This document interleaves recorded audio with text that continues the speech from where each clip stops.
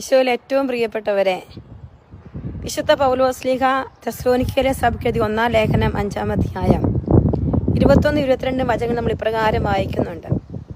എല്ലാം പരിശോധിച്ചു നോക്കുവിൻ, നല്ലവയെ മുറുകെ പിടിക്കുവിൻ, എല്ലാത്തരം തിന്മകളിൽ നിന്നും അകന്നു നിൽക്കുവിൻ.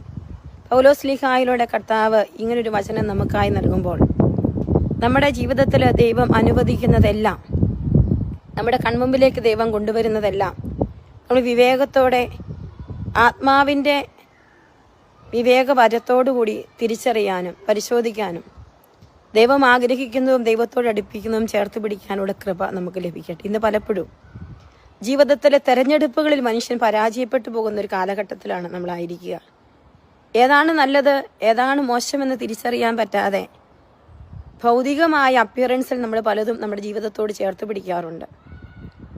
ആത്മാവിൻ്റെ ചൈതന്യമില്ലാതുള്ള തീരുമാനങ്ങൾ പലപ്പോഴും നമ്മളെ തിന്മയിലേക്കും തകർച്ചയിലേക്കും നയിക്കുകയാണ്. പ്രത്യേകമായി യുവജനങ്ങളുടെ ജീവിതത്തിൽ അത് പ്രധാനമായും കാണാനായിട്ട് പറ്റുകയാണ്. ഈ കാലഘട്ടത്തിൽ ദൈവത്തിൻ്റെ പരിശുദ്ധാത്മാവെ സ്വർഗത്തിൻ്റെ കണ്ണുകളിലൂടെ ജീവിതത്തിലെ ഓരോ സാഹചര്യങ്ങളെ നോക്കിക്കാണാനും, ദൈവം ആഗ്രഹിക്കുന്നതും ദൈവഹിതമായതും ജീവിതത്തോട് ചേർത്ത് പിടിക്കാനും നന്മയിലൂടെ ചരിക്കാനുമുള്ള കൃപ ഞങ്ങൾക്ക് ഓരോരുത്തർക്കും നൽകണമേ എന്ന് ഞങ്ങൾ പ്രാർത്ഥിക്കുകയാണ്.